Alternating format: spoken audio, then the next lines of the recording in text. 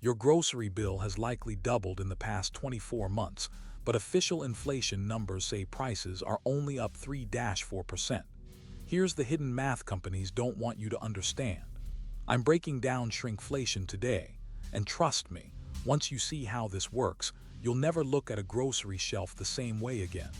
Let's start with some hard numbers. The Bureau of Labor Statistics tracks inflation using something called the Consumer Price Index.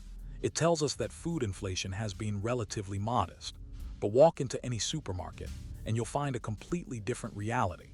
A family that spent $150 on groceries in 2022 is now spending $300 plus for essentially the same items. That's not a 3% increase. That's a 100% increase. So where's the disconnect? Welcome to shrinkflation, the practice where companies reduce product size or quantity while maintaining the same price, or sometimes even raising the price. It's economic sleight of hand, and it's absolutely legal. Here's why this matters. The CPI tracks price per unit, but many companies are gaming this system by changing what one unit means. A Coca-Cola bottle that was 20 ounces becomes 16, 9 ounces. A bag of Doritos that weighed 10 ounces now weighs 8, 75 ounces. The price stays the same or goes up, but you're getting less. The CPI captures some of this through quality adjustments, but not all of it, and certainly not fast enough to keep pace with reality. Let me give you concrete examples of products being hit hardest. Cereal is a perfect case study.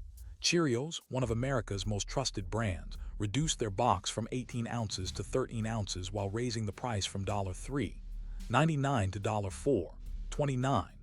That's a 33% price increase for the consumer, but on CPI charts, it barely registers because the official price only went up 5%. Ground beef is another shocker. A pound of ground beef that cost $4.49 in early 2022 now costs $7.99, a 78% increase. But here's the twist. Some retailers are also reducing package sizes from 2 pounds to 5 pounds, meaning the per pound price is even higher than the shelf price suggests. You're paying more, you're getting less, and the statistics don't capture the full reality. Paper products have been absolutely decimated by shrinkflation. A roll of Bounty paper towels used to have 150 sheets. Now it has 99 sheets. Toilet paper is similar. Sheets per roll have dropped across all major brands. One consumer researcher found that the average roll decreased in sheet count by 20-30% over 18 months while prices increased. That's not inflation. That's disguised price gouging. But it gets worse. Some companies are using what I call multi-layered shrinkflation.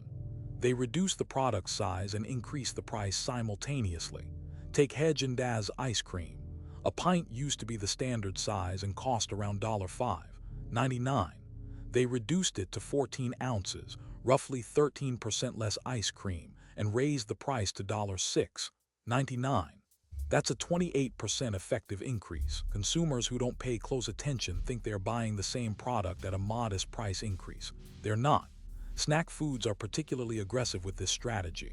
A bag of Lay's classic potato chips reduced package weight from 10 ounces to 5 ounces while keeping the price at $3.49. A Snickers bar dropped from 86 ounces to 63 ounces. Folgers coffee reduced can size from 13 ounces to 3 ounces. The list goes on for literally hundreds of products. Now, why are companies doing this? The answer is simple: profit margins. During 2021 and 2022, companies faced genuine input cost inflation. Labor increased, commodities increased, transportation increased. They had 3 choices: absorb the costs and reduce profits, raise prices transparently, or shrink products while maintaining the illusion of stable pricing. They chose option 3 because it's the path of least resistance. Consumer research shows that people notice price increases much more readily than they notice package size reductions. A 10% price increase triggers psychological resistance. A 10% size reduction often goes unnoticed. Here's what makes this especially insidious. Shrinkflation primarily affects lower-income households. Wealthy consumers buying premium brands or bulk items are less affected. Middle and working-class families buying standard brands at standard package sizes are getting hammered. They have fewer options, less ability to switch to bulk purchasing, and tighter budgets that make these reductions acutely painful. Let me show you the math on household budgets. A family of four spending $700 monthly on groceries in 2022, already tight for many households, would need to spend $200 plus in 2024 to maintain the same consumption level. That's $500 more per month, or $6,000 per year. That's real money with real consequences. It means less spent on other necessities: utilities, healthcare, transportation, childcare. It's a cascading effect on household economics. The official inflation story misses this because statisticians attempt to adjust for quality and quantity changes. But the adjustments lag behind reality, and they can't capture the full psychological and practical impact on consumers. You can't spreadsheet your way into understanding how a family actually feels when their grocery bill doubles. So how do you protect yourself? First, stop buying by brand and start buying by unit price. Every item in every store shows price per ounce, price per pound, or price per count. Compare those numbers, not the shelf price. It's the only honest metric. Second, track what you're actually buying. Compare package sizes now to what you bought a year ago. You'll be shocked at how much has changed. Third, shift buying patterns where possible. Buy larger sizes when feasible. Shop at bulk retailers like Costco or Sam's Club where shrinkflation is less aggressive. And consider store brands which sometimes resist shrinkflation better than name brands, though not always. Looking forward, expect shrinkflation to continue. Some companies are already planning additional reductions. Why? Because input costs remain elevated, wage pressures persist, and companies have learned that shrinkflation damages brand loyalty less than transparent price increases. They've also learned that consumers have short memories.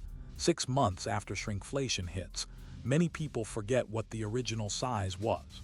The broader economic implication is this: the real inflation you're experiencing is significantly higher than official statistics report. If shrinkflation accounts for 20-30% of perceived inflation, and research suggests it does, then actual inflation for a typical household's grocery spend might be closer to 8-12% annually, not the 3-4% that headlines report. Over time, this compounds. It erodes purchasing power faster than wage growth can keep pace, and it disproportionately affects people with less financial flexibility. This is a significant but largely invisible economic shift, and it's reshaping household budgets in real time.